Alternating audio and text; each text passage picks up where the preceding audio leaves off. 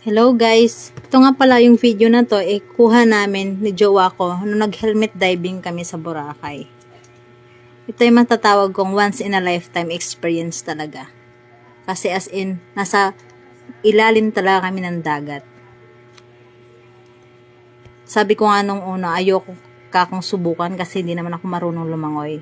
Pero, sa bagay, nandun na rin naman na kami, ba't di ko pa itatry?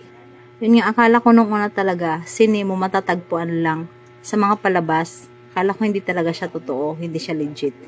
Yung pala, dito ko lang pala sa Boracay may encounter. Nakakatuwa. Ang cute-cute pala talaga ni Nemo. Parang ako.